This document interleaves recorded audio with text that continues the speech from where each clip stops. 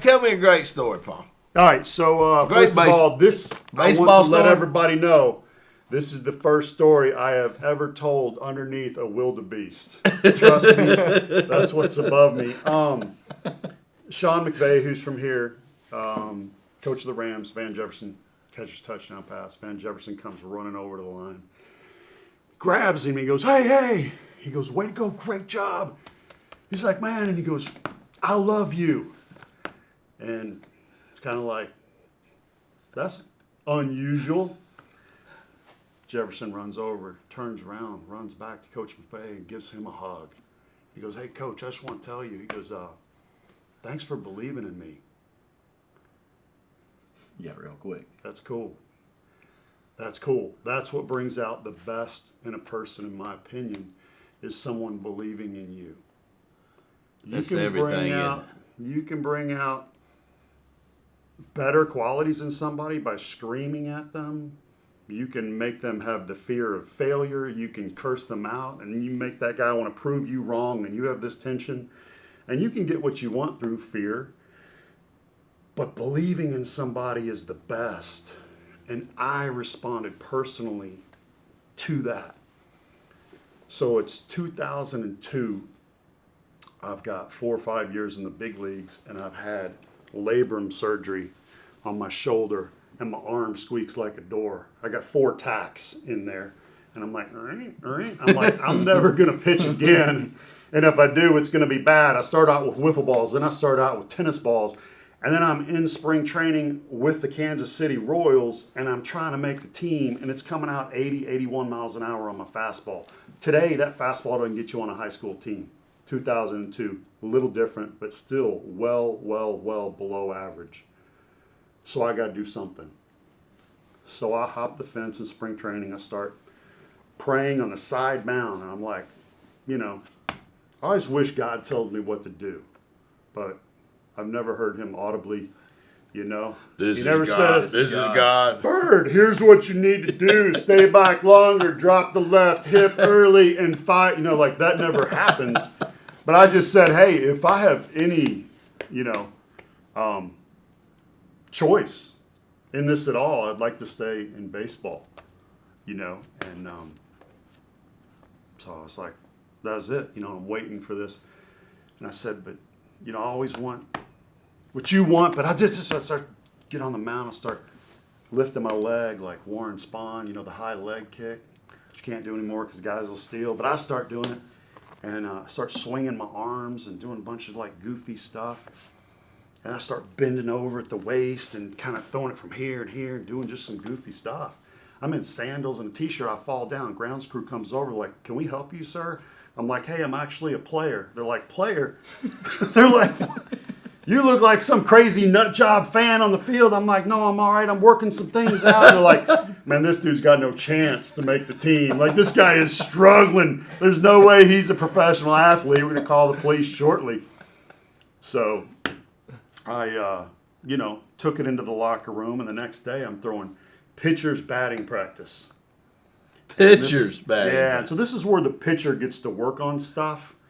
And he can tell you like what's coming. bunting. Well, yeah, you're pitching to the hitters, but the hitters are getting, their work in, but you're working on stuff you need to work on. So if you need to throw 5 changeups in a row, you're going to throw 5 changeups in a row. So I'm like, I start swinging my arms and doing the stuff I did the day before. Well, guys start laughing at me behind the cage. And, I'm already throwing 80, 81, trying to make a major league team. And people are laughing at you. You know what I'm saying? It's pretty low. That's pretty low. And your arm's squeaking. And it's just like, man. But because I started doing some of those things, all of a sudden now I'm throwing fastballs and they're popping them up. And I'm like, Then I'm telling them what's coming. And they're grounding out. And now everybody's quiet. I was like, maybe I got something here. Carlos Beltran's in the group, pops up a couple fastballs, and now it's dead quiet. I finish, and I walk off the side of the field, and George Brett, who was behind the cage watching, comes around. because they got to make a decision on me whether to release me or put me in the rotation. And George Brett comes over and he says, "Hey, Birdie." Beltran steps in front of him, says, "I just want to tell you," because I don't know if you're messing around, because I couldn't see the ball. He goes, "Keep doing what you're doing. And if Carlos Beltran can't see a fastball, I'm on to something." George Brett then says, "Get out of here." And he goes, "I got to tell you something." He goes, "I would have hated facing you." And I said, "You're George Brett. Like, have you checked your numbers lately? And you're left-handed. You would have loved facing me. You know, get out of here, Hall of Famer." You know, and he goes, "No, I'm serious." He goes, "You look at me." He goes, "I loved guys that threw 95 straight and hard." He goes, "I rocked those guys all day long off the wall because they didn't know how to pitch." He goes, "You know how to pitch." He goes, "You cut it, you sink it, a little of this, a little of this." He goes, "I'd have been so frustrated against you." He goes, "Keep doing what you're doing." He goes, "You're going to be fine." And man, I grew 3 inches walking from the line to the dugout because George Brett.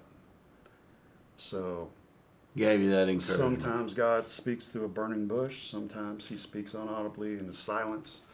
Sometimes he speaks through George Brett. And he believed in me. Like Sean McVay and Jefferson, he believed in me. And I won 17 games that year. Resurrected my career. And that which became my biggest weakness, a slow, subpar fastball, became my biggest strength because it caused me to have to get creative. So if you're asking me what makes a good leader, there's many qualities, as you know, but one of them is the ability to be creative. And so in 2007, they were knocking down spring training boardwalk and baseball. I'm playing for the Indians now in Winter Haven, just a few hours up north. And I get in my car and I go down and I grab some sand and I put it in a jar from the mound where I discovered my windup through praying. And now that jar of sand sits in my office up on the shelf. And it's a reminder, think outside the box, be creative, and God can do anything through you. Man, that's legit. That is awesome. What a great story. I'm here with Paul Byrd. I mean, I don't know what all to say about Paul, except first of all, he's a great guy. He's a great friend. Connor wanted to come with us on this podcast. He's got some questions he wants to ask Paul, and they've been in a group together, and so they've gotten to know each other pretty well. Paul's been great. He's been mentoring Connor on a lot of stuff, and but anyway, so Paul Byrd. So here's a guy that went to the All-Star game. Yes. Got picked as an All-Star playing baseball.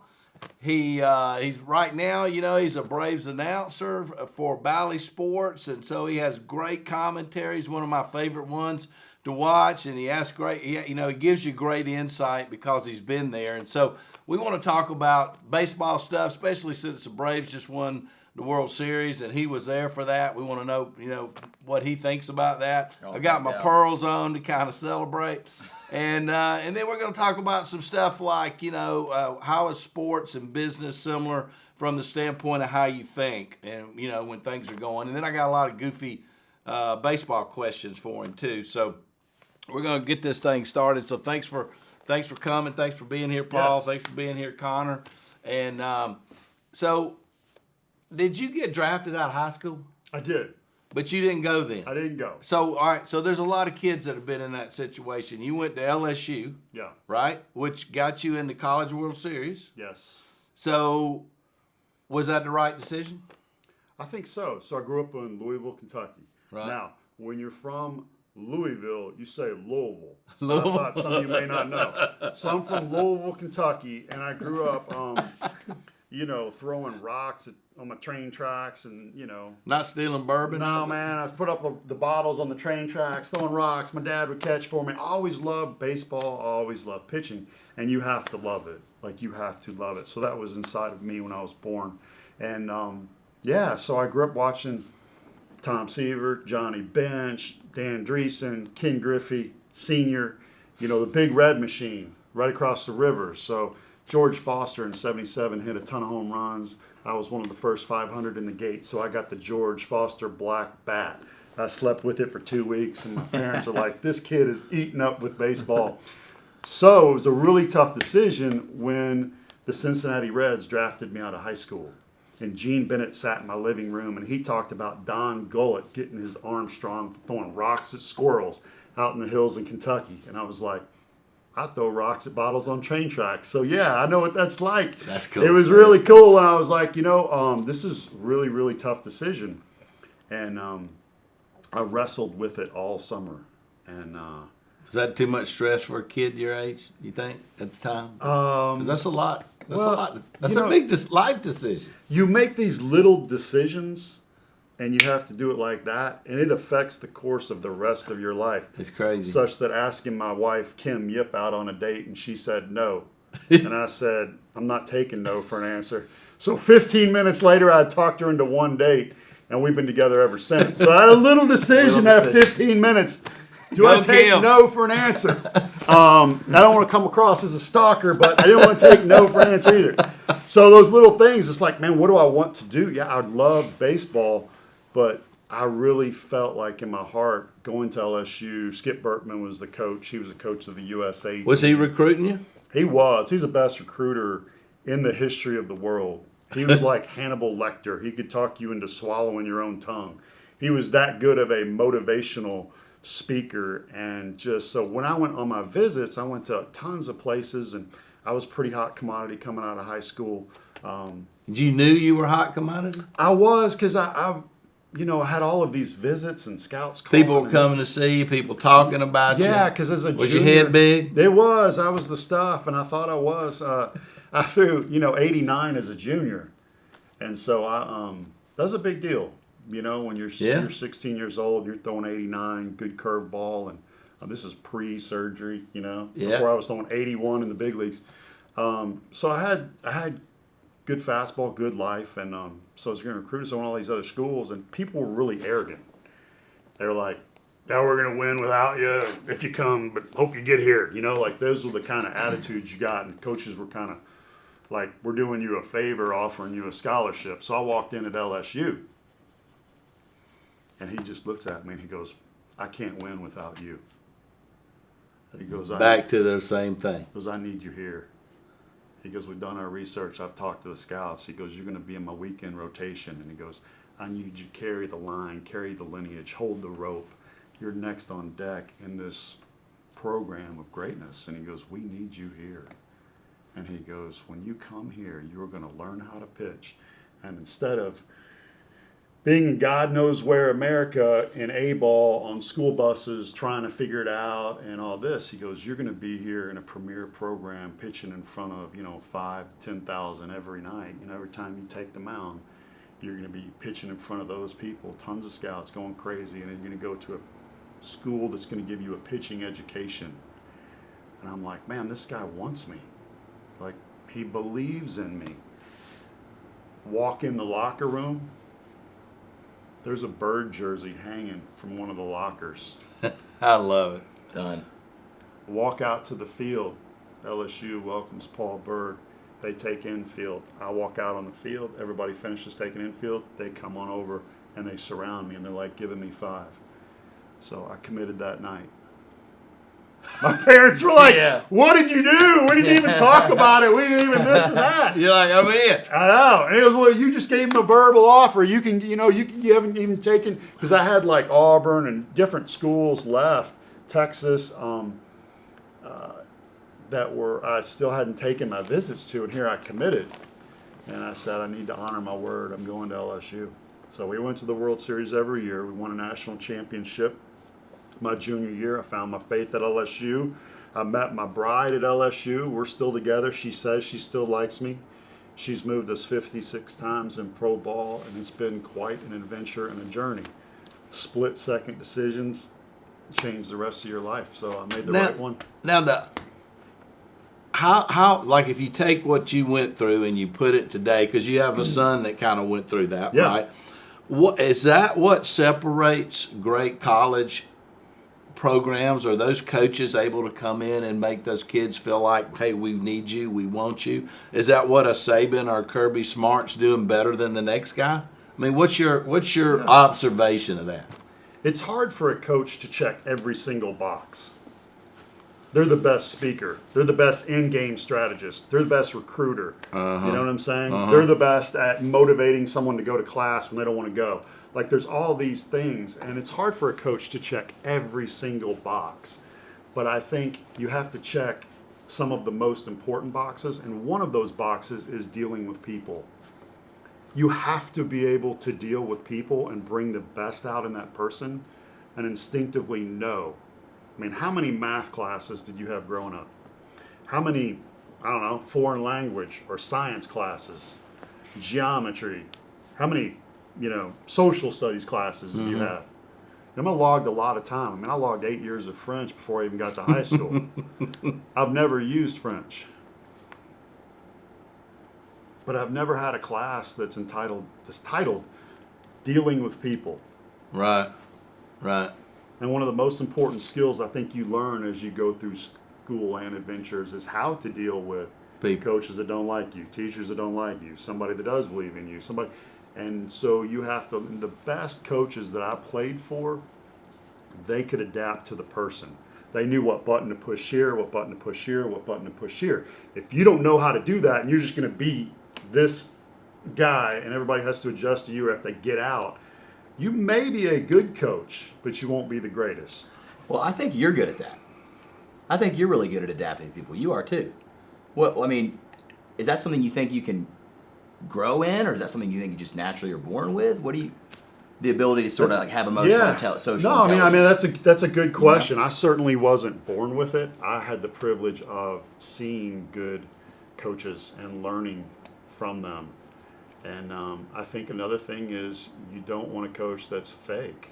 Right. You want authentic. Even if it's negative news? I say, sometimes like negative news can be the best positive news. I had a guy, Johnny Goro, changed my career too. He had played in the big leagues and he was my coach. And I said, what do I need to do when I get to the big leagues? He goes, you'll never get anybody out. I go, what do you mean? He goes, you don't have enough movement on your fastball. He goes, you're going to have to throw 98 or you're going to have to sink it and cut it and this and that. And I was like, man, negative news? I don't know. Kind of positive news. And so I changed my game too early on where I don't know if I probably counted, maybe 20 four-seam fastballs. I threw my whole career. Minor leagues too. Because I didn't have a great explosive fastball. And so I learned how to, cut it and sink it. So, that is a big deal as an athlete. Like, you have to be willing to adapt. You have to be willing to change. Same thing for coaches. Brian Snicker went through that this year. He's gone through that the last 10 years. And what I mean by that is the game is changing. Mm-hmm. In my generation, you couldn't hit a home run, stand and look at it, flip the bat. So you have to be able to adapt and change. Yeah, you have to be able to adapt and change. And this is a really, really, really big box. This goes back to believing in someone, caring for someone. If you loved me and you believed in me and you cared for me, you could yell at me or scream at me or anything you wanted. Right, because I knew where that source, I knew where that was coming from, and you were wanting the best out of me. If you didn't like me and you didn't want me on the team for whatever reason, and you yelled and screamed and put me down and were negative, that made me angry. And I may perform out, I'll show this guy, but also I was like, I can't wait to get out of here. Yeah, I don't want to be here. Yeah, but when you're playing professional sports, though, I mean, there's so much individual stuff that you think about, that I need my numbers good and I need to do so much so I can sign my contract and keep playing. But then you got the team aspect of it. So how do you as an individual get yourself coached? I mean, especially if you're in a situation where you're not getting what you need from the coaches there on the team. You got to do a lot of self talk, don't you? I mean, is there a lot of that going on if you're a professional athlete, or are you Like I remember, it seems like Chipper would call his dad when he wasn't working on his swing, and that was the guy he kind of went to. I mean, does everybody have their go-to guy when things aren't going right or they're trying to get better? I mean, it just seems like you don't really have it's not like it's a family situation. If it is, it's a short-term family situation because you don't know if you're going to be there next year or 2 years from now. How do the guys deal with that? So there's a couple questions in there, if I understand you correctly. Yeah. Wait, hold on. Probably What? 5 or 6. The first one, baseball is an individual game. Okay. Played within a team concept. Ground ball goes to shortstop. All eyes on the shortstop to catch the ball, throw it first. First baseman's got to catch it before the guy gets there. How fast does he run? Well, all the guys on the bench can't run for him. So it is an individual game played within a team concept. And selfish players, and they're certainly out there, Right. are not the right ones to Bring on your team. bring out the best in your team. You still win. Everybody Selfish else can players- smell that in the clubhouse. Oh yeah, yeah. You when you're with guys 10 hours a day, Yeah. a coach can't fake it if he doesn't care about you. A player can't fake it if he's selfish. So as long as you do what you need to do to get ready and to prepare for that one-on-one situation, that's helping the team. Okay. But yes, if you are a team player and you bunt or which is a lost art now, and if it's a tie game and there's a guy on second with nobody out, I know immediately if the player is selfish by his approach at the plate. Immediately. I know if he's trying to move the guy to third or if he's trying to hit a 2-run homer. You know what I'm saying? The chances of moving someone to third are far greater if you concentrate on moving him to third than if you try to leave the park. Because 30 home runs is great. So 30 times a year, one of the best in the game is going to hit a home run. But I can walk up to the plate, now at my age, I think, and move a guy over. So you see these things in the way somebody approaches, the way they swing. So if a guy drops his back leg, sinks in, and goes, I know he's not trying to move the runner to third base. And so I say that guy's selfish. That's the lesson Alex Anthopoulos has learned over the last 10 years. When I asked him, and my job as a broadcaster is to bring out stuff that I can't get on a computer. And I say, hey, you always talk about not just getting good players, but the right good players. Where did you learn that? And he said, from failing. And I said, tell me more. And he said, I've been in the playoffs with Toronto and other teams, and I watch. And he goes, if you get the wrong guys, you may get there, but you won't win at all. Because you won't do the little things that it takes, the unselfishness, where team comes first. And that name on the front of your jersey is more important than the name on the back. And I want those guys in the locker room that are going to make that team a better team. He And definitely did that. So let's talk about that. Golly. What was the brilliance behind what he did to put the Braves in the World Series? There's a reason you're wearing pearls. You're a tough guy with a beard. You know what I'm saying? We're in this man cave that cannot get any more masculine. And you're wearing pearls because, one of the guys he went and got was Jock Peterson, who when he came to the team, he walked in, he said, what? This is the team that almost beat us last year? This team is sad. This team is down. Well, why were they down? Because Just the year they were they're hanging having? around 500, and Yeah. you're supposed to be, they can't get above 500. They set a record for wins and losses at 17 win, loss, win, loss, win, loss. It started to become comical. And they were stuck in mud. And so there's this frustration like, hey, man, it's not April anymore. We're in July. We got to get going. And there was this feeling of being snake bit. And then so-and-so gets hurt. And then so-and-so gets hurt. And then, we would score 8 runs and give up 9. And, we would score 2 runs and give up 3. And it was like you're just kind of stuck. And there's this feeling of, hey, guys, it ain't our year. There's just that feeling. Yeah. And so he got guys over there that are like, man, knock it off. Vogt came in. You're not going to see his name leading the headline, Stephen Vogt. backup catcher. Hilarious. One, it should be on SNL with some of his imitations. Brings life to that locker room, along with a guy wearing pearls who is a grown man, just, making sure that What were they doing? What were they doing to bring the making life? sure that you have fun at the game of baseball. Steve, I told you I'm in Louisville, Kentucky, breaking lamps and on the train track. I can't wait to get to the big leagues. And you finally get to the big leagues and you're miserable? You're having no fun playing a game? There's something intrinsically wrong about being able to do what you've always wanted to do as a little boy, and you're miserable. And so they came in the locker room and they started to change the culture, and they reminded them of having fun and how good they were. Because they were a good team. How before good those they guys. were, yes. Yeah. Yes. Adam Duvall, a difference maker in a different way. He's not going to get up and give a speech to the locker room and do an imitation like Vogt, but he's the silent assassin. He just goes about his business. He works hard. He's type 1 diabetes. You're like, man, I got no excuses if Adam Duvall's doing it. He's got a thing on the side of his hip that's injected into his body that makes sure his insulin is right. Type 1 diabetes, he's supposed to be tired. This dude's a warrior. And now all of a sudden, what? Ron Washington out early, hitting ground balls to the guys, making sure, because defense wins championships, that those guys are ready.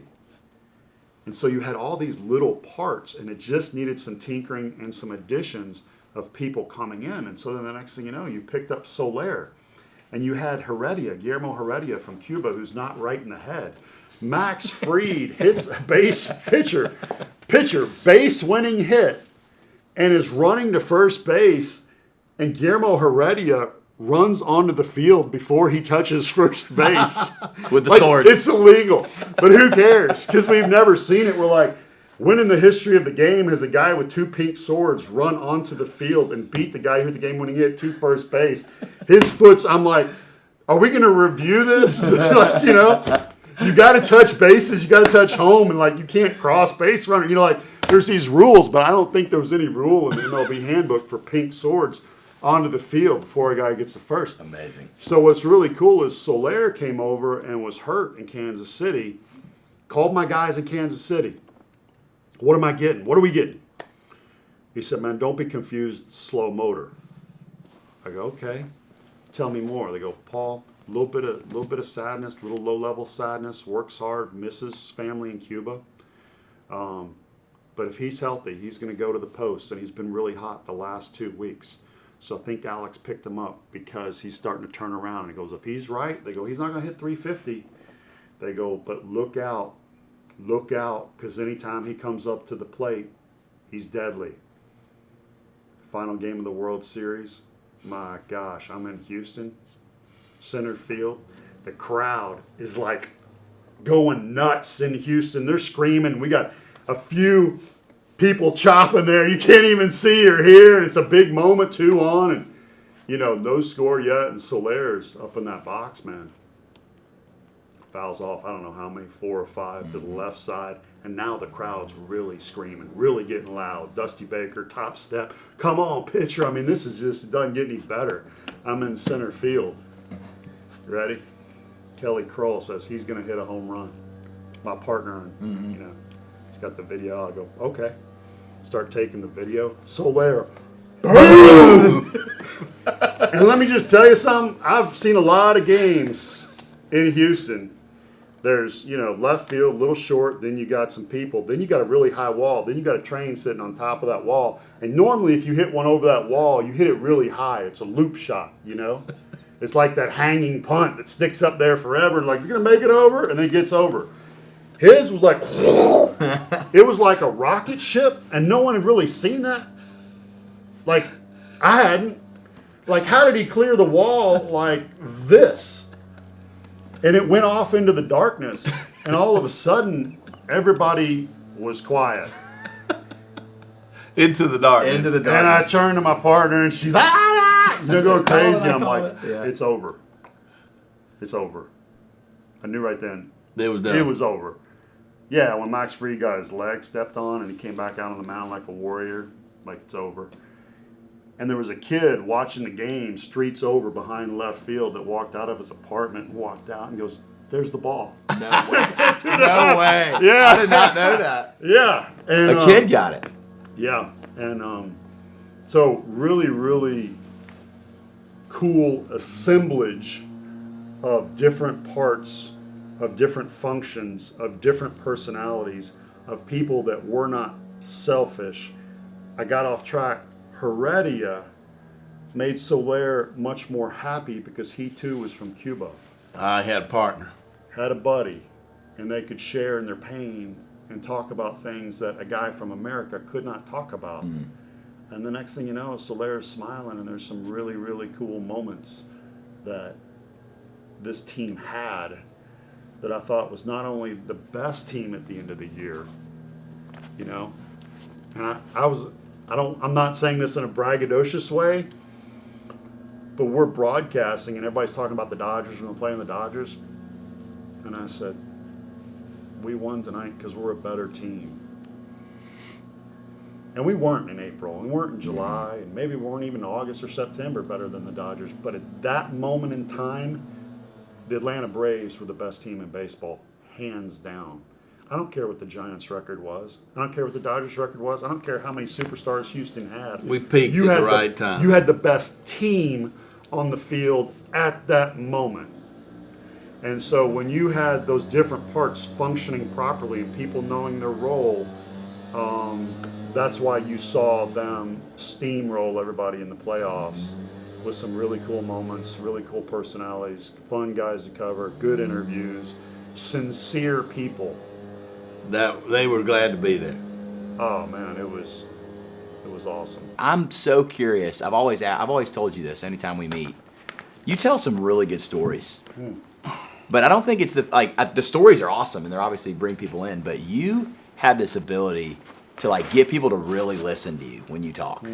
You feel me on that? I appreciate that. Do you feel me on that? Yeah. Yeah. Well, you feel his passion for the story he's telling. There's passion, but there's also sort of an art to it about the ability to tell a story. And we've talked about this in our group about how important it is to be able to tell stories and articulate to things because that's huge. That's a massive thing. How do you feel like you've gotten so good at that? Is that something you just have practiced, or like the ability to tell a story just seems so like natural with you? I don't know if you practiced it or if it's something. Well, first of all, I appreciate that. Yeah, of course. And I receive that. Cool. I am passionate about story probably because that's how I learn. I am more artistic than I am, and I have some analytical in me. But I learn that way. I learn the why, and I seem to grasp a message that's communicated through story better than I do any other way. And I do like people, and I love life, and I love what I learn through people and the things that happen to them. And I feel like, similar to what Shakespeare said, we are all a main player in our story. And we get to write some of our story, and we get to, decide which way to go in our story. And I've enjoyed the journey and lessons learned through living and events. It's awesome. It's cool.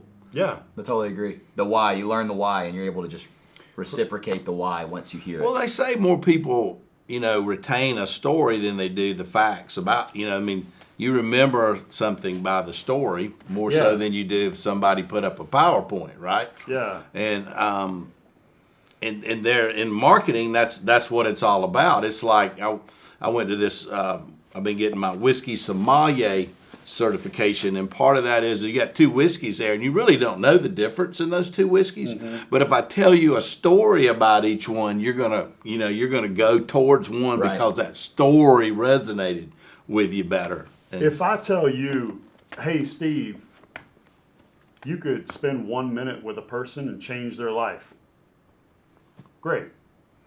But if I tell you how George Brett changed my personal career, which changed my life in 1 minute, now I've given you life and an example of how that happened, and I feel like it's much more rich than if somebody just gives you advice or throws something at you and tells you to do something.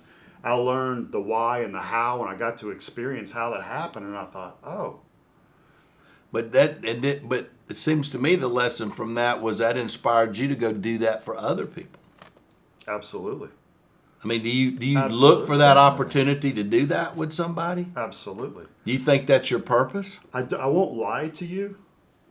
I'm not going to, because I don't feel like that's a disservice to somebody. Right. Telling them they're really good at something when And they're they're not. not. Yeah. But I could say, you need to get better, and here's how I think you will be better on camera or on the mound or whatever. Right. I remember saying, and I certainly had no part in Cliff Lee winning the Cy Young, but I was with the Indians, and he was my catch partner. And I was like, do you know how good your curveball is? He's like, yeah, I think I should start throwing that more. And this is a guy who, in 2007 was not good enough to make our postseason roster and spent a lot of time in AAA. And in 2008, in spring training, he couldn't get anybody out. Another one of our pitchers, Jeremy Sowers, was going to take that fifth spot, and Sowers struggled a little bit. And next thing you know, they're like, well, I guess we'll just, go with Cliff Lee. And he won the Cy Young. No way. Yeah, and it was like Because of his curveball? no, he just. Oh, I was gonna- yeah. That's a better ending to the story, but I'm not gonna lie. He won because he just started to believe and started In to throw himself. strikes. He stopped walking. And that's guys. everything, right? And he just did this and that and this and that.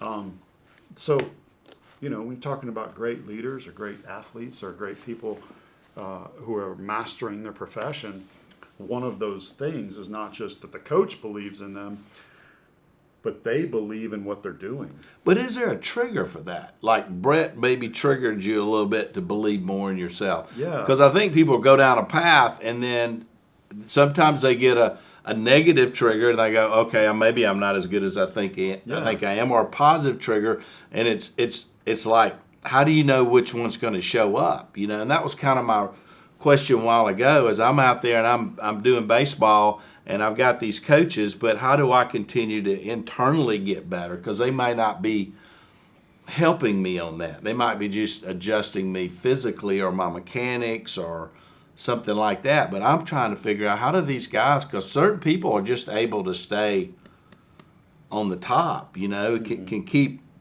reinventing themselves or I don't know. Some I call guys it. don't need what the guy, when your teammate needed, right? Or what Sean McVay told, what's the guy's name? Like a little bit of encouragement will take a long way. Some guys don't need that. Some guys kind of have that. Yeah, they have it in here already. Do you see that?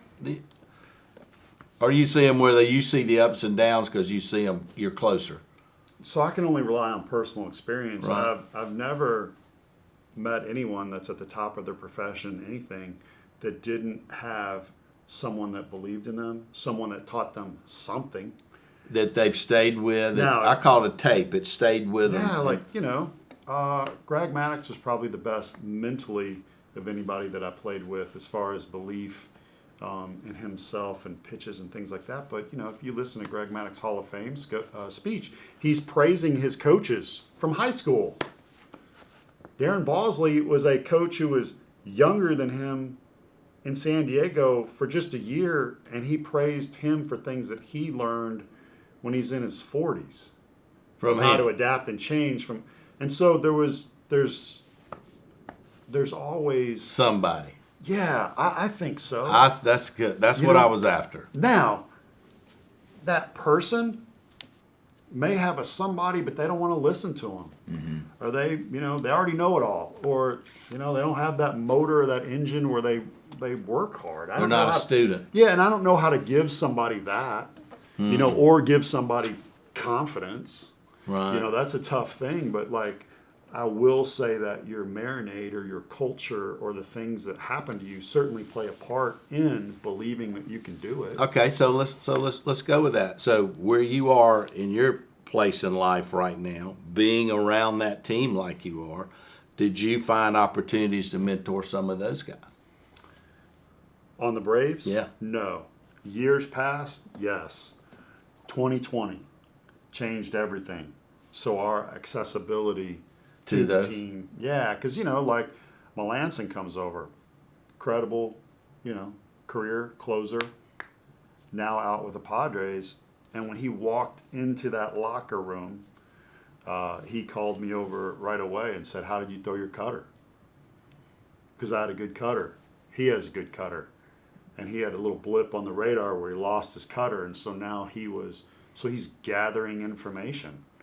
So I wasn't responsible for Mark Melanson turning it around. He had already done that. But for him still to learn more and desire, to want to know, I was like, I'm impressed by that. You know?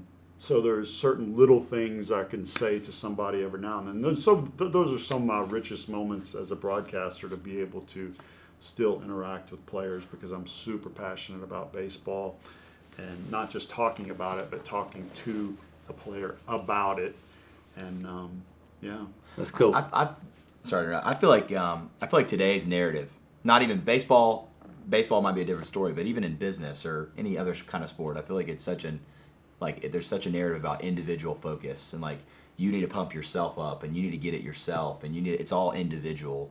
And I feel like that's not something that happens enough in today's world. And like people my age especially, it feels like it's so up to them only to accomplish it, or else it's not worth much. They're not seeking out, or they're not seeking advice. They're not understanding that it's a team effort. So it's cool to hear you say that, because I feel like a lot of people my age would maybe some feel people like that was would the first time they heard that or something. take that away from this interview. Yeah. So, all right. So what happens when, all right, you get there and you sign this big old fat contract for $5 million, or you play a while and you get this fat contract and you got $5 million, you sign a contract for $5 million. What happens next? Do they write you a check for $5 million? If your agent's really good, you get a $5 million bonus, you get it all up front. Because of the time value of money and investing, that would be the way to get it. But that doesn't happen. How does pay Because work the in best baseball? businessmen in the world who run the team understand that, and they would rather pay you later, and as late as possible. But you make money while you play every 2 weeks. So, when you're in the minor leagues, my son's double A with the Cubs and did all the math. All it makes less than $4 an hour. And then, so when I played, But he loves it. Loves it. We wouldn't want to be anywhere else. Loves it. Absolutely loves it. And that's more important than money. Yeah. Way more important than money. But when you go from not, I maxed out at $7,000 a year in AAA, and then all of a sudden you get to the big leagues, in the first 2 weeks you go, whoa.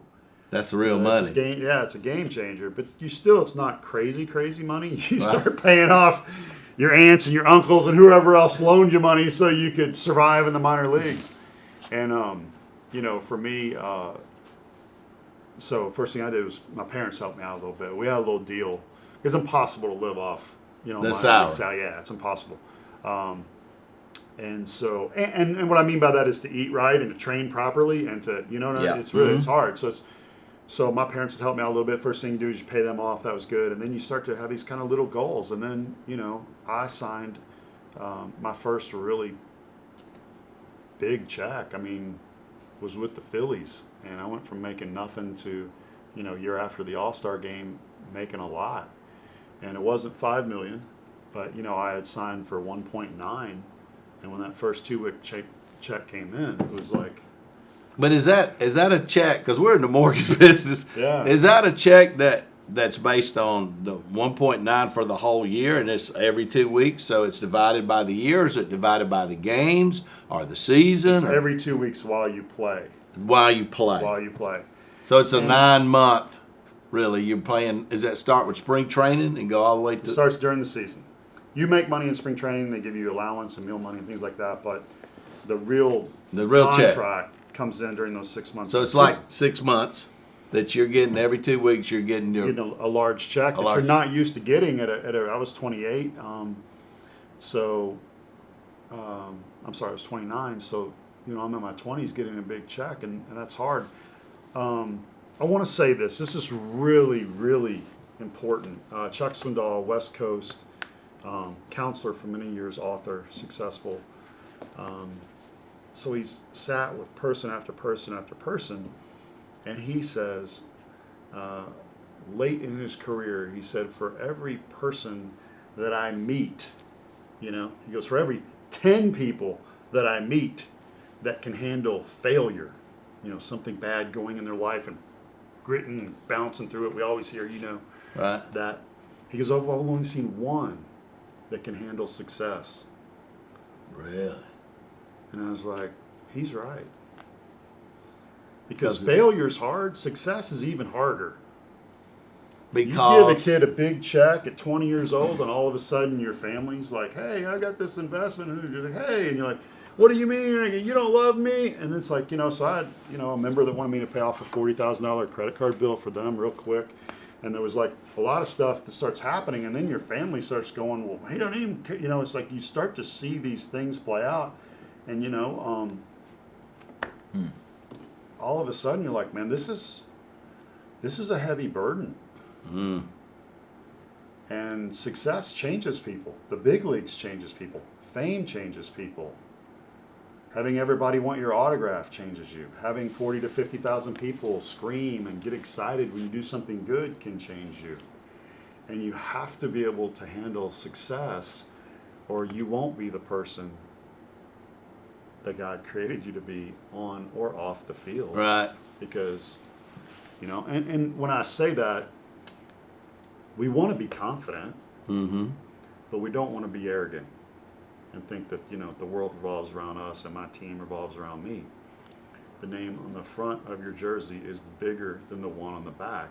That's true in your household as well when you get home. Right. And handling money makes you more of what you are and exposes that. So, what's your advice to those guys?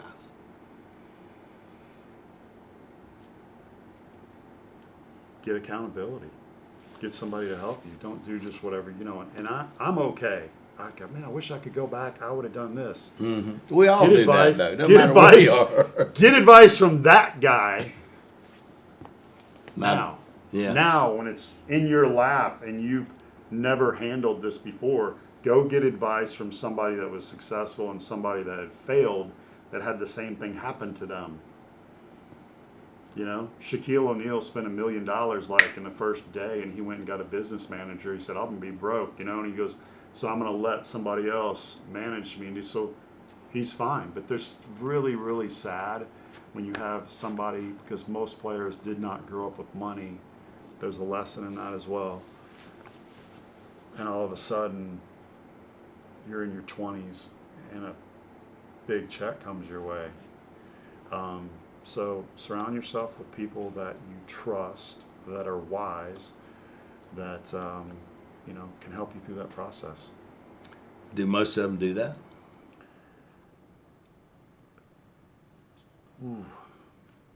Most, that's a tough word.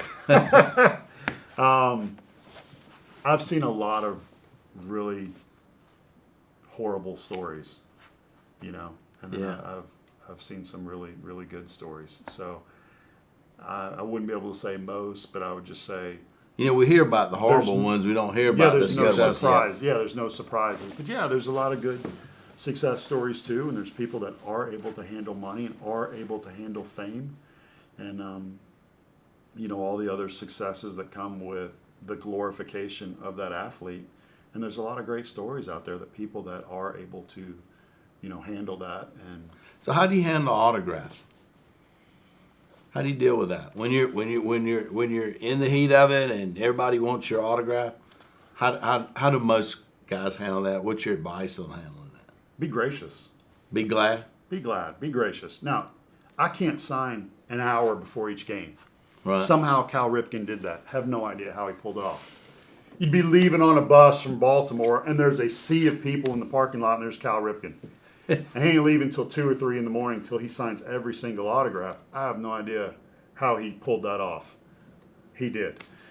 But, most people, I would say a little bit each day. A little bit before BP, a little bit before the game, a little bit after the game. And you can't sign Do some, but not. Yeah, and there's somebody wants Dansby, somebody wants Riley, somebody wants Freddie, and just go, And a lot of those guys are good at doing that. Some of my fun moments this year were watching Dansby and Riley sign right before the World Series.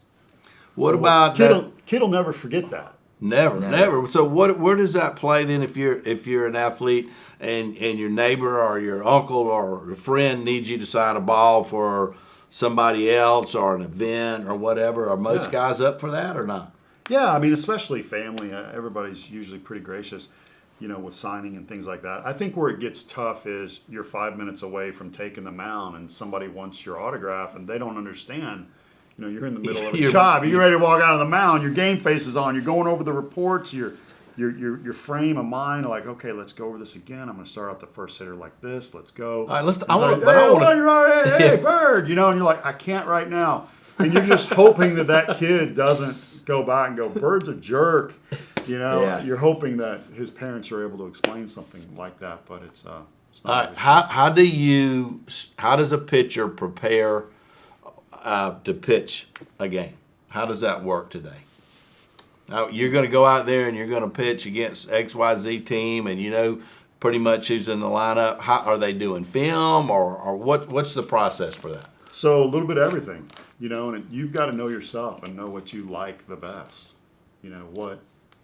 Sometimes you give a guy a bunch of numbers and he gets so caught up in his head on those numbers that he's thinking too much out on the mound. Mm-hmm. I don't want to think out on the mound. Like, I want to react and I want to go after the... You're going to feel the moment based on what happened. I don't happened? want to be, like if you're at the plate and you're like, okay, I got to get my back leg down. I got to get, if you're thinking mechanics too much, I just want to think, how did he react and what's my next pitch? And, you're going to know because you log information and you study. You're going to know if somebody can't hit the fastball in or somebody struggles with breaking the ball away. But that doesn't mean they can or can't versus you. So you start to log information. You start to get a feel. It's kind of an art form, this dance of how to approach a hitter and how to get a guy out. Was he looking different in this situation, his second at bat, than his first? A little bit of that is lost today. The art of it. Because it's how hard can I throw and spin rate up. And so it's lost a little bit for me. I still love baseball. I love the new stuff. I like the old stuff. As Dusty Baker wisely said, I'm not old school, I'm not new school, I'm right school. How do we bring it together and change the game for the better? But one of the things I really, really liked was, the chess match of how to get that hitter out. What's the hitter doing? What's the pitcher trying to do? What's his arsenal? Oh man, there's nothing better than a well-pitched game where I'm watching this guy in a Big Ten situation, 2-1, try to, execute out on the mound, and what is the hitter doing?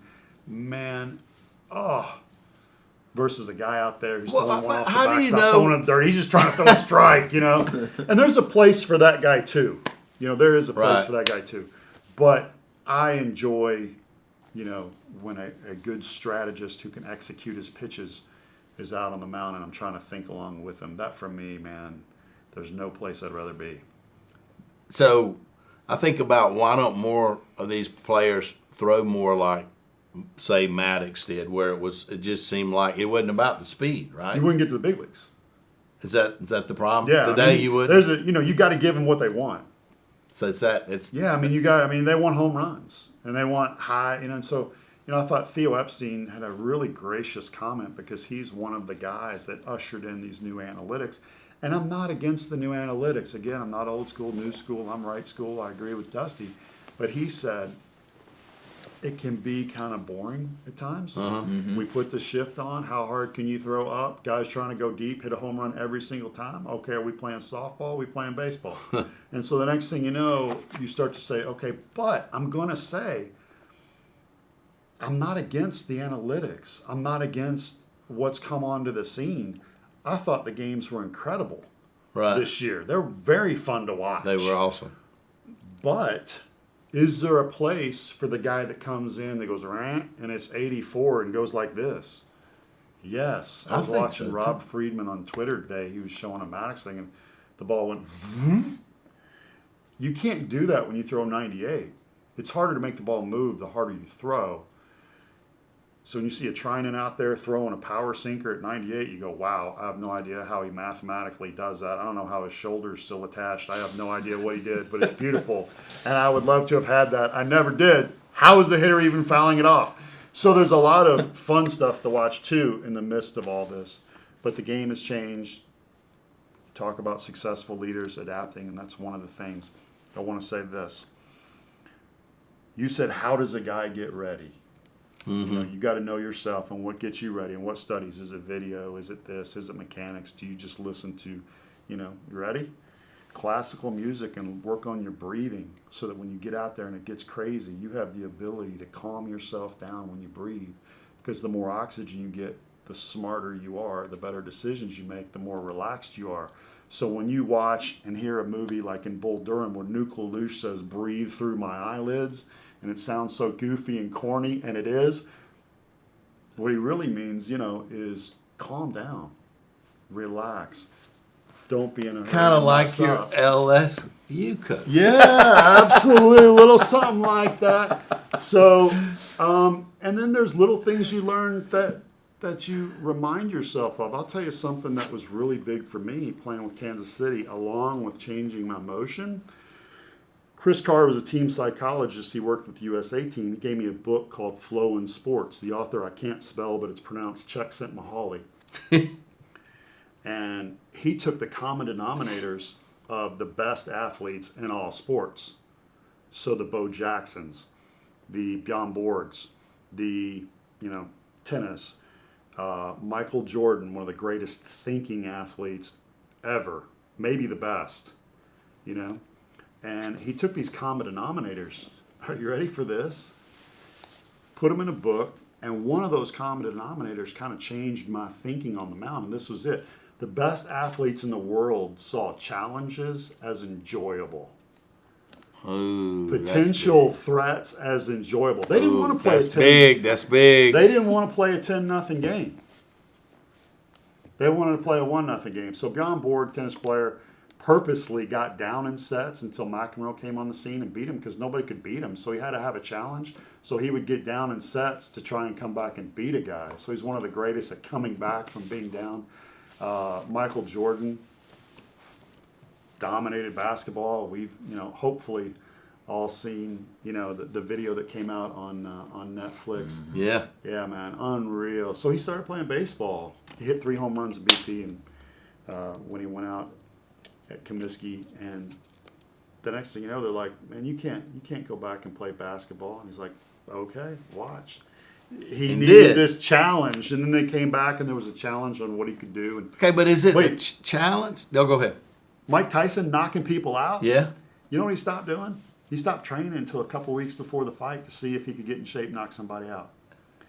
So the guy psychologist tells me, he goes, when you take the mound, he goes, and you get people on, he goes, I want you to see that as enjoyable. It's no longer a negative. So when you get bases loaded, nobody out, you think to yourself, this is great. I'm going to strike out the side, or I'm going to get out of this. So you start playing a game in your head, and you start enjoying. And it changed my mindset. Huge. I was like, he's right. He's right. Billionaires with a B, 75% have been bankrupt. They take risks. They love challenges. See if they can come back. Yeah, and so there's this, whether in any sports, like you have to enjoy the challenge. And if you run from challenges, you're never going to be the best athlete or person that you can be. That's so true, because the people I know that are stupid, wealthy, love doing stuff to almost see if they can get caught. Yes. It's almost like they want to drive fast to see if they'll get a ticket. Yeah. They want to sneak in somewhere just Yeah. to see if somebody will pull them out. Yeah. You're right, challenge everything. But is that this? I've noticed with a lot of highly successful athletes that I've met that they can't stand to lose either. Also true. And I won't say all of them can't stand to lose, that they want to win, but it's this thirst of how can I be better? So if I lost, what do I need to learn from that? And it drives me more to want. My dad, again, Louisville, Kentucky, shoots the shot, never came off the ground because he was a part of that generation. He played college basketball. You didn't do a jump shot. But he was money every time. And so as a little kid, I never beat my dad at horse until one time I beat him. And it's one of the greatest accomplishments in my life. But when he beat me in horse, I wasn't like, we're not playing anymore. I was like, again, so it's one of those where even if you lose, What did I learn? But does that carry over with a lot of professional athletes where they want to win in whatever they're doing? I mean, they want to win if they're playing you in poker. They want to win if think they're. So. I mean, they're just that they're. Is there something about your makeup that's different, that you just have to win, or you have to figure out how you can win, or if you lose, I got to play you again so I can beat you? Is it that prevalent, or is it? Yeah, no, I mean, there's nobody that enjoys like losing, great athletes or whatever. They're winners. Yeah, and I think probably, guy down the street, John Smoltz is the worst at that. If you go bowling, he's going to run by the house and get his personal bag and bowling ball. If you go play ping pong, he's like He wants to win. Yeah, I mean, so there is, and everybody is like that to an extent. Some obsessive, some not. Some may be focused in one area. Yeah. But if something's not my passion, I'm not like, I got to be the best at this. Sorry, I'm not that could you crazy say about that it. again? Sorry.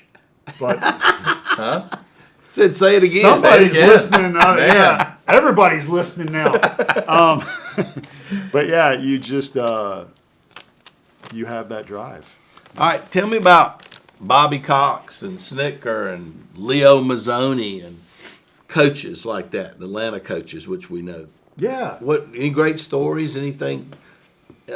What made those guys successful? Bobby was one of the best at dealing with people, and every coach had their own unique kind of style.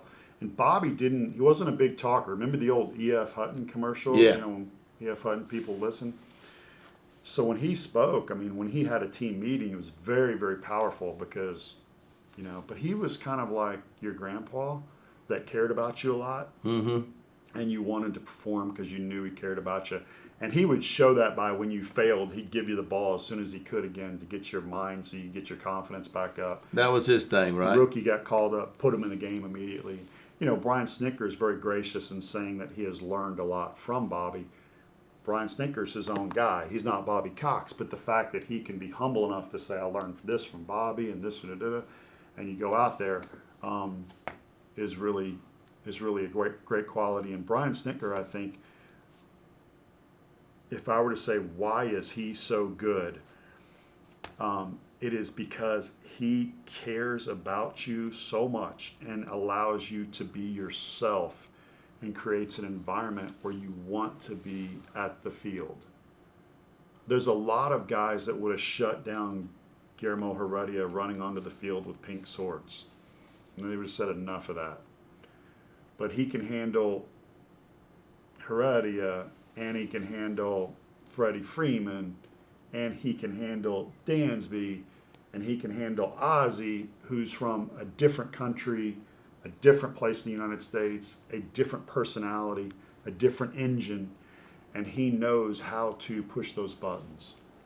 You like him? I do. Really good? When Ronald Acuna Jr. gets hit and he's on the center of the field screaming at people, and here you have this guy in his 60s ready to fight you physically because you hit one of his guys. All I need to know. When he's giving his speeches afterwards and he's tearing up and you know how much he cares, it's great. I asked Brian Snicker, why are you such a good manager? That's a really tough question. Why are you so great? But I just said, guys love playing for you. They'll run through a wall for you. Far more important than great decisions. And I, against a certain amount of people on Twitter, feel like he makes great decisions. Because you can never, as a head coach, make a decision that everybody agrees with. No.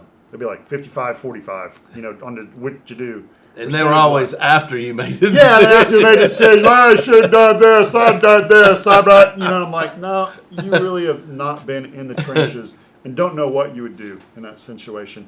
And you don't know who's hurt, and you don't know who, so, bring guys in from the bullpen, sometimes you don't know what you're getting. You're like, man, it makes no sense.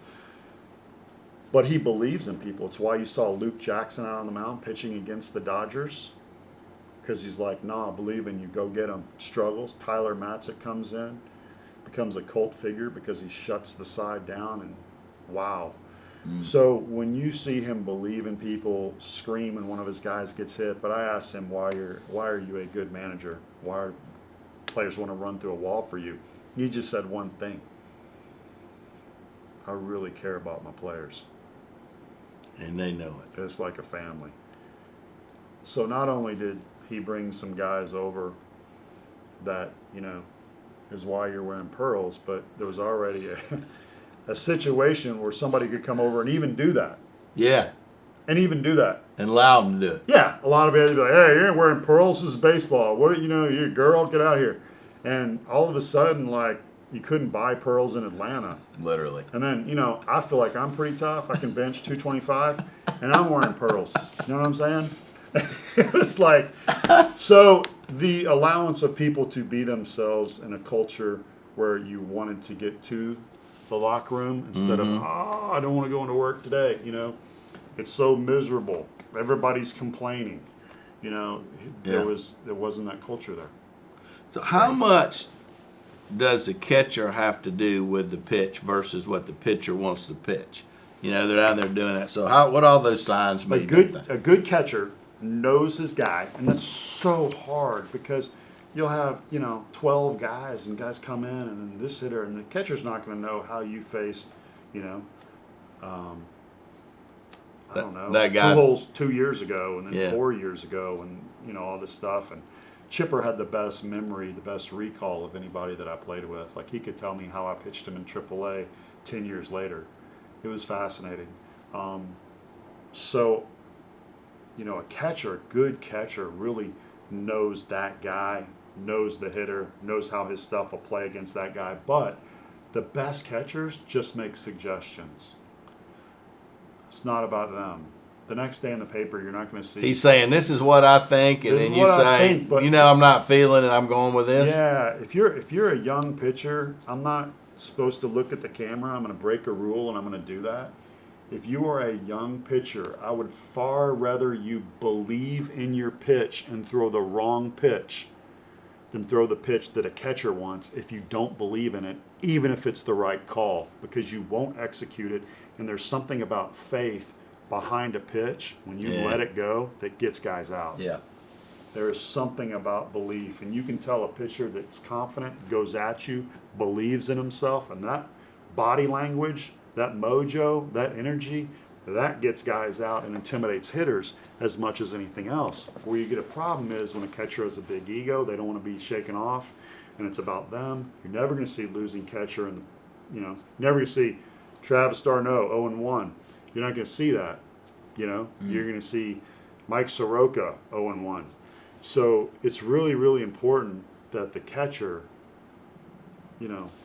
allows the pitcher to throw what he believes in. And when you have two guys working together, so I had a rule where I called the pitches with my mouth, so it didn't matter what he put down. I knew what I was going to throw, and that was a way to keep hitters from reading. How did how'd you do that? Yeah, so if I just looked at you, that was a fastball, and then the catcher would either go in and out. And then if I did this, see, I closed my mouth, like I wasn't just still. If I closed my mouth, B was for breaking ball. So on righties, we'd start with slider, and then if I shook, go to curve. Or when I got late in my career, I could throw a slider to both sides, so he would go that route. And then if I ever stuck my tongue out like that, did you see real quick, if I did that, that was a changeup. And so then late in my career, I could throw my changeup to both sides, so then it came down to what side do you want it on. So I need to And be then looking for that. this is what's cool. This is where you get in your late 30s, and you're kind of like you're Getting creative. well, and you're more confident in who you are. You've been doing it for so long, and you know what somebody's going to do, and then you can give a sign to your fielders behind your back before you grab the ball of I would point right, hold closed fist, or I would point depending on, tell them which way to go. And then it's kind of like a symphony, man. It's really cool, and you would have the infielders starting to take a step this way because I was throwing a cutter into a lefty, and if he hit it well, I was going to pull it, and my second baseman needed to be there. Now they do the shift. So there's ways of pitching with far inferior, subpar stuff where you can be better because you do all of the little things better, and you know the guys, you know yourself, you know your stuff, you know what plays, you know what guys on defense, you want to get it hit to. And so when a catcher's involved in that process, man, it's like getting ready to do surgery. That's awesome. You're just talking about what you're going to do and the problems you could find while you're in there, and it's really a beautiful. Is thing. that going on today though? Yeah, it is. We just don't know it. It is, but you have. So yes, but you have a computer. It's easier today because you got all these numbers. This guy hits this and this. So they're this putting guy the hits switch that. on anyway beforehand. Yeah. They're gonna move and they're gonna know what. But they're are gonna they do. pitching to hit into the switch? Hopefully they are, but then you have guys, and this is like Luke Jackson. I'm a big Luke Jackson fan. He's not that guy. He's not that guy. He's going to throw his slider that falls off the table and goes straight down, and he's going to try to throw a fastball for a strike somewhere. And there's a beauty in that because he knows himself. So when it's 3-2 and people are like, why doesn't Luke Jackson just throw a strike? It's because that's not his game. Like throttling down and just throwing a strike on the outside corner is not his game. Mm-hmm. He's a power guy. He's a power guy that's going to let it eat every single pitch with his slider. And he's one of the reasons the Braves won the World Series. But he knew himself. He knows his game versus somebody that's going to go, okay, Fried, slider up and in, keep him honest, change up away. Now I'm going to throw the curve up, fastball. He leaned. He reads the hitters and starts doing that. Now I'm like, okay, not everybody can do that. If Luke Jackson tried to pitch like Max Fried, he'd fail. And if Max Fried tried to pitch like Luke Jackson, he'd fail. But because they know themselves and what gets guys out for them, it works. That's great. So the moral of the story is stop hating on Luke Jackson. Stop hating on Luke Jackson. You love Luke Jackson. I do. He's another one of those guys that's the right guy in the clubhouse. Really? Good personality. Comes in on a skateboard. Yeah, born in Florida, but you really should be from California. That's hilarious. Yeah. So what did you think about them taking the All-Star game away from us here in Atlanta? May have been a blessing. Really? May have been a blessing. Certainly wasn't a blessing for a lot of businesses in Atlanta. I didn't agree with it. I had pictures of the All-Star Game signs on the poles that I wasn't allowed to tweet or put up, and I'm like, oh! I love people. I love Atlanta. I thought our fans have done a really good job of supporting the Braves, and I wanted other people to experience that. Yeah. And I thought the front office had done a really good job of putting together a stadium that Bill Plaschke called the sterile shopping mall. LA writer. He even put down Waffle House. Do not come into our state and put down Waffle House. No, guy's a psycho. So when you started seeing stuff like that, like, okay, little chip on our shoulder. You took the All-Star game from us. You're calling it a sterile shopping mall. And my point is, the execs had done a really good job of putting together an incredible stadium with a footprint where it was very fun to go to before and after the game. Yep. And our fans, again, responded and were fantastic. And, you had guys in that game that I thought deserved on our Atlanta Braves team to show off what happened. So when it was taken because of political reasons, that was frustrating. And I thought the Atlanta Braves did a very good job of saying we don't agree, but we're rolling with it. We don't have a choice. So I think the way it played out later is like, in years past, I saw the Atlanta Braves kind of in the playoffs like, hey, the chop is racist, don't do the chop. And so one of the players of the Cardinals had Native American heritage, and they kind of stopped. And they kind of like, and I don't really want to get too political here, but I'm not like, you're a Democrat, I hate you. You're a Republican, you're great. Or you're a Republican, I hate you. All Democrats are the best. Like, we're all on the same team. And it's okay if you feel differently than me. Right. What's most important is that I care about you. Just like we talked about coaches who care about their players. It's the number one most important thing. We're Americans. And it's okay to feel differently. And it's okay if you don't like the chop And it's okay if you do like the chop. The president of the Cherokee Nation, the largest Native American tribe that we have left, loves the chop. That's cool. That helps us. It does. And there's going to be another tribe that doesn't like the chop. And so in years past, they kind of stopped being themselves. But one of the things that I do think brings us together is, hey, man, it doesn't matter if you're a Democrat or Republican. We're both Braves fans. Let's go cheer for the Braves together. Right. And politics have always been in sports. I get that. But sports always brings people who feel differently together and gives you common ground. So we're Braves fans. So Braves fans, 95% of them want to chop. And so I think you should be respectful, to people who feel differently. You don't have to make them feel like you. But I thought this is my opinion. And I want, please respect my opinion. And so when people come into the game and they turn the stadium lights off and everybody gets out their phone and starts chopping and the music's blaring, something started by Deion Sanders from Florida State way back when in the 90s, I still get the chills no matter how many times I see it or hear it. And it's very intimidating for another player to come into that. Yeah. Good night. And I see people of all colors and races and backgrounds doing this. Yeah. And I had a player who's almost should be a Hall of Famer, a really good friend of mine, teammate, say, I feel like it's honoring. And he goes, I've never seen this before, but I thought it was racial. And now that I'm here, I see it totally differently. He goes, this is powerful, bro. And I go, yeah. I get it. And I think another thing the Atlanta Braves did was they actually gave back to the Native American cultures and the Cherokee Nation by providing sports equipment and money for their education in schools. And I was like, that's really cool.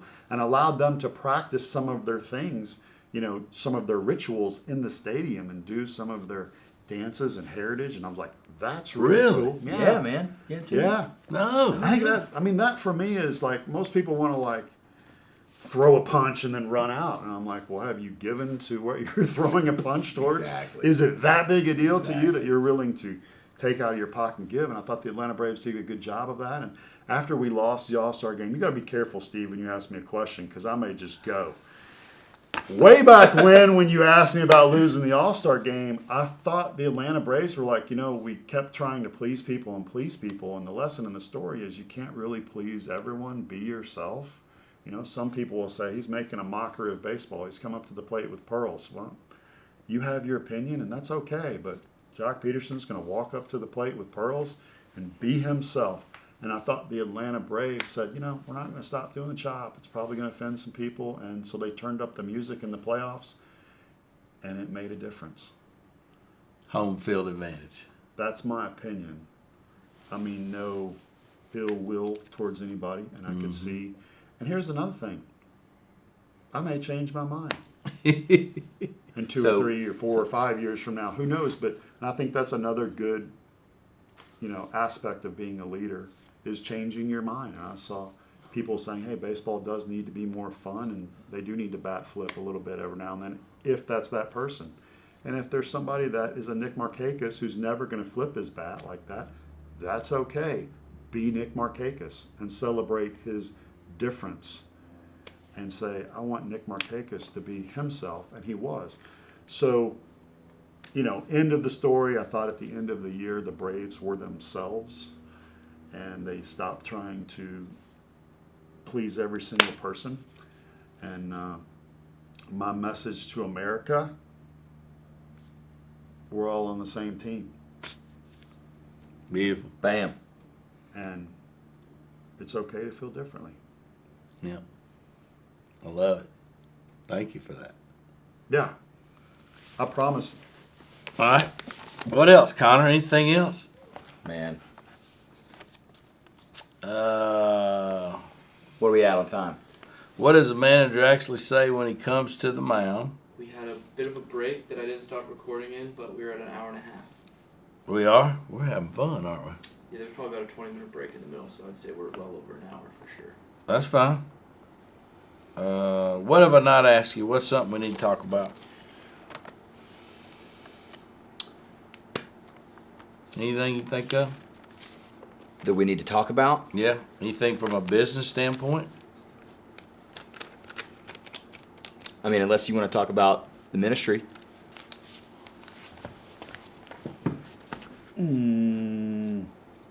Sure we do. It's up to you guys, man. Well, okay, couple big themes going on here. Yeah, We want to.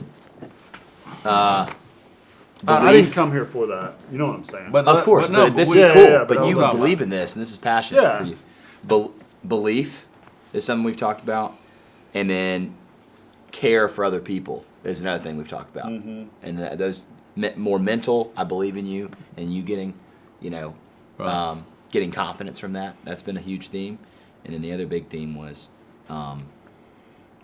care. Brian Snicker telling people he cares for them, and Bobby Cox telling people he cares for them. Yeah. So those have been the big themes. And so the ministry, I feel like, plays really well into both those things. So we'll go this way. Feel me So on that? yeah. So Paul, what are you doing other than the baseball thing? You got a passion, a hobby. You've got nonprofit. I do. So the Birdhouse Ministries is a 501c3 that we started years ago. I wrote a book called Free Bird, and I took, that money and we started a nonprofit, and it was to help out kids, and it was to help out certain Christian charities, help out schools. It was kind of, those were the focus. Yeah. And even if it was like a small sports team, I could do something with that. So it had these labels. Then recently we've started doing equine therapy, which is really cool. My brother had 2 horses in Louisville. My oldest brother, and he was United States Marine. He passed away in 2001. So I'll just say he is a Marine, because once a Marine, always a Marine. And he initiated me. Took me camping, fishing, taught me how to pitch a tent, all that good stuff. Yeah. And so I grew up riding horses with him. And then my dad, who was my best and favorite catcher of all time, took me to Churchill Downs, taught me how to gamble. So I'm like, $2 on Old Blue. I'm like 4th grade. Heart rate's through the roof because you could win $250. And so I've always been very fond of horses, and just growing up in Kentucky as well, one of the things that we are known for. So it's really cool now that organically we've had a ministry that we started that is, dedicated to helping people in trauma through equine therapy. And how that works is, when you get within 5 feet of a horse, your heart rate lowers. And you're able to process things from a more relaxed issue as a counselor stands there with you. And then we believe that trauma is healed through relationship. And a lot of times when you're damaged, you don't really trust, and you'll struggle in relationships. Yeah. And we need each other. Yeah. You feed a baby, you don't touch them, love, talk to that baby, the baby will die. And we need each other. Mm-hmm. And so when you're damaged from relationships, you're going to have trouble healing. And so what we believe is that we teach relationship skills, and you start to have connection with this horse. You start to have relationship with this horse. And that helps you in your other skills in life with people, therefore helping you heal the trauma. And so I have experienced it in my life. I thought we were helping other people, and actually the horses are there for me too. So I've got some healing in certain areas. I had mentioned I lost my brother and never really grieved his death. And, through a horse named Max, who's my guy, he's the biggest horse in Georgia, 19 hands, big Percheron dude.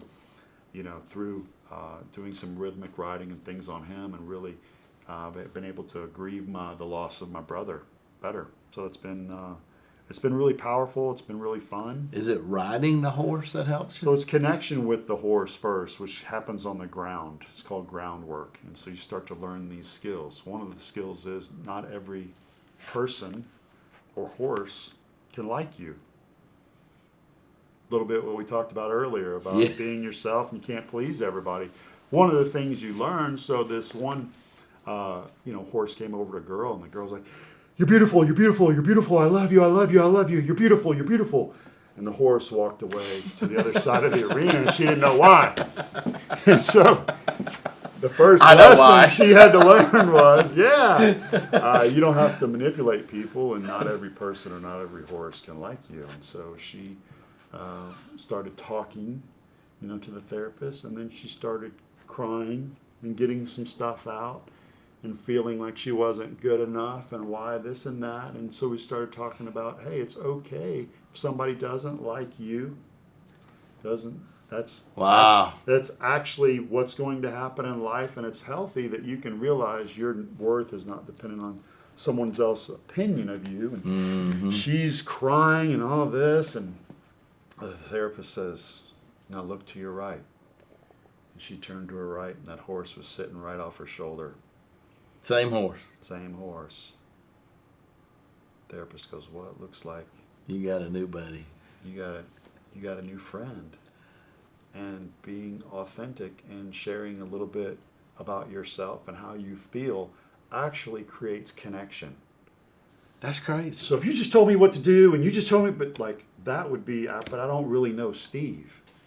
But if you tell me a little bit about you, about how you feel and how you felt when this guy was born and what you like to do, where you went on the motorcycle and that feeling you got when you came over the mountains in Colorado and all this, and I'm like, now I know a little bit more of Steve. He's being vulnerable. I feel connected. And then when you share certain things that you've struggled with, that's okay too. That's when it gets really good. Yeah, to be authentic and to be vulnerable, you start to feel connected. So these are some of the principles that you learn with these animals, and then you can go take them out into the Real world. and you start to get healing and know it's okay to not be okay. We're all messed up. And So how do people, if they want to learn more about it, or Birdhouse, BYRDHOUSE Ministries, IES.com. Alpharetta, Milton.